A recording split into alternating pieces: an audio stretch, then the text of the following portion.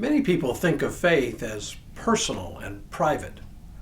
But if it is, why does Paul put so much emphasis on the community of faith?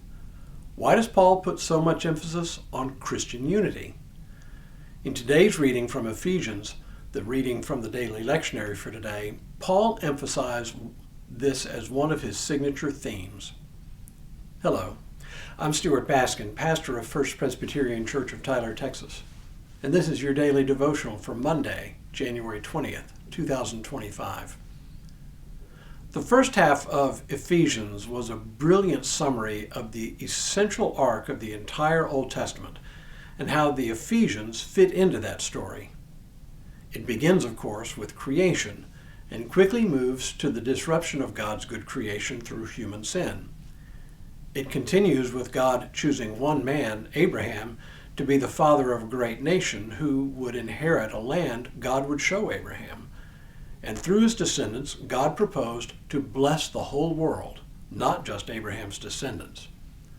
The rest of the Old Testament is the working out of this promise, even in spite of the faithlessness of Abraham's descendants.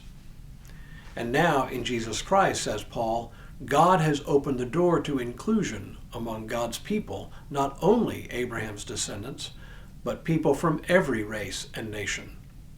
It demonstrates God's love for all the world, not just for the few, which is where the Ephesians fit in. They were not a congregation of Jewish Christians, but of Gentile converts. Their inclusion in the household of God is a demonstration of God's eternal purpose of bringing blessing to all the world. Now, all of this would be merely an intellectually stimulating discussion, but as Paul demonstrates, it has real-life implications for the Ephesian Christians and for their life together. Now, Paul makes an important turn in his letter, having explained God's eternal purposes and how the Ephesians fit into those purposes. He now begins the second half of his letter with the simple word, therefore. I, therefore, the prisoner of the Lord, beg you to lead a life worthy of the calling to which you've been called, with all humility and gentleness, with all patience, bearing with one another in love, making every effort to maintain the unity of the Spirit in the bond of peace. There is one body and one Spirit, just as you were called to the one hope of your calling. One Lord, one faith, one baptism, one God and Father of all, who is above all and through all and in all. But each of us was given grace according to the measure of Christ's gift. Did you notice it?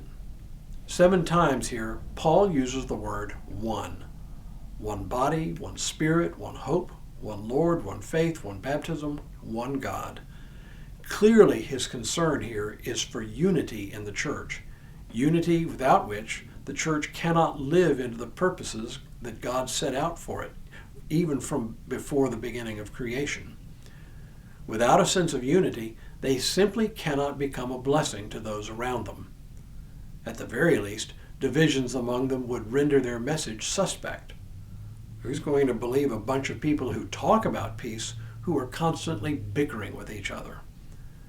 To combat the potential for disunity, Paul first gives some practical suggestions about how to behave.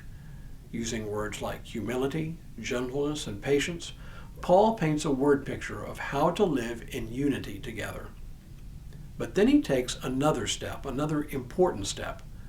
Lest anyone believe unity is the same thing as uniformity, Paul reminds them that they have different gifts and skills for building up the church. He writes, the gifts he gave were that some would be apostles, some prophets, some evangelists, some pastors and teachers, to equip the saints for the work of ministry, for building up the body of Christ, until all of us come to the unity of the faith and of the knowledge of the Son of God, to maturity, to the measure of the full stature of Christ. People in the church should not expect everyone to have the same gifts and talents. Not everyone is a skilled teacher, for example. Not everyone has the gift of discerning the will of God. Not everyone has the temperament to spread the gospel message. And no one has all the gifts. For the church to live into its high calling, it has to recognize these differences. Paradoxically, then, the unity of the church depends on this diversity of gifts and talents. Let me say that again, just to underline the point. The church depends on this diversity of gifts and talents for its unity. Without this diversity within the overall unity of the church, it becomes a useless instrument in the hand of God. I think it's something the church today needs to hear once again. Tomorrow, Paul emphasizes the importance of living a distinctive lifestyle among their neighbors. But for now, may God continue to bless you and keep you in all that you do this day and in all the days ahead.